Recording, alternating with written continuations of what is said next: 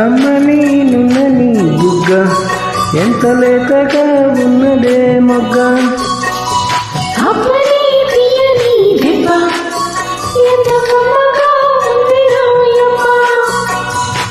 వయ్యారాల వెల్లువా వాటేస్తుంటే వారేవా.